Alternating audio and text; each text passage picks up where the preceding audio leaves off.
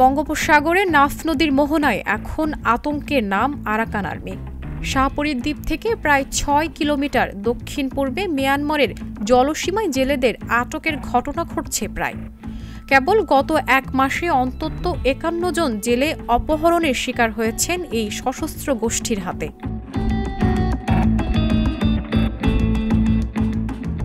মিয়ানমারের এই সশস্ত্র গোষ্ঠীর কারণে এখন মাছ শিকারে যেতে ভয় পাচ্ছেন জেলেরা।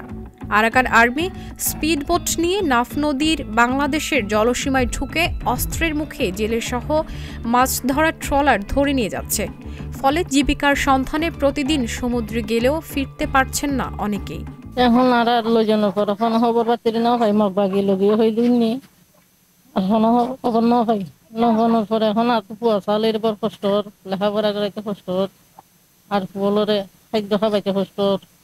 এখন যে কোনো প্রকার আনি দিতে মালা বিয়ে যেতে আল্লাহর হুকুম যেদিন আছে দিন আইব। তারপরে সরকারের তো ব্যবস্থা করলে আইতে পারিব দিয়ে সারা ঠিক আনি নিলে ইয়ে নাই। আর নাম নদী যাইলে মাত্র আর দৌড়িলে বরমাত্তু তো এখন আর অবস্থাটা বেশি খারাপ। যে মানুষ দৌড়িলে গিয়ে গই এই মানুষ বেশি কষ্ট পার তো ওনারা সরকার হয়ে দে ওনারা যদি মানুষ মানে ওনার ব্যবস্থা করে না পারলে বেরোখান বেশি কষ্ট পার। টেকনাফের শাহপরীর দ্বীপ, জালিয়াপাড়া, বাহারছড়া, সাবরাং ও হিনলা উপকূলে এখন বিরাজ করছে চরম নিরাপত্তাহীনতা। মাছ ধরার কাজে ভাটা পড়ায় বিপাকে পড়েছে হাজারো জেলে পরিবার। সমস্যা হইলে আর যেভাবে এখন বইবিদ্যা আছে বলতে যারা যত আর কারণে আমাদের যে জামলাগুলো করতেছে বলার মতো নাই।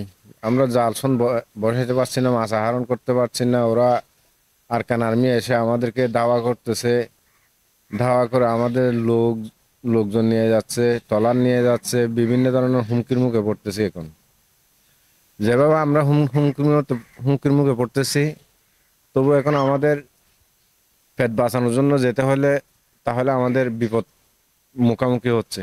কক্সবাজারের টেকনাফের নাফ নদী ও সাগরের উপকূল থেকে আরাকান আর্মি যেসব বাংলাদেশি জেলেকে ধরে নিয়ে গেছে তাদের মুক্ত করার উদ্যোগ নিয়েছে বিজিবি। পাশাপাশি অস্ত্রের মুখে জেলেদের এভাবে অপহরণ ঠেকাতে ইতিমধ্যে উচ্চ পর্যায়ে চাপ প্রয়োগ করা হয়েছে বলেও জানান বিজিবি রামু সেক্টরের commander.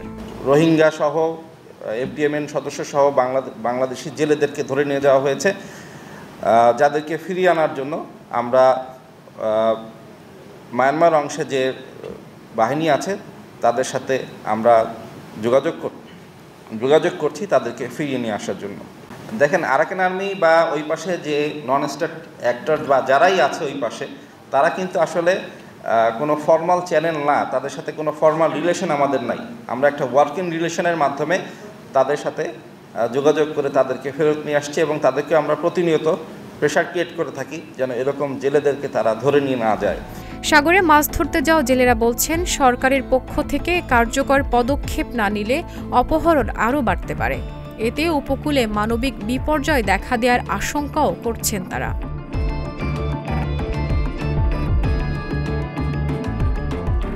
Syeda Rimmi, channel S news desk.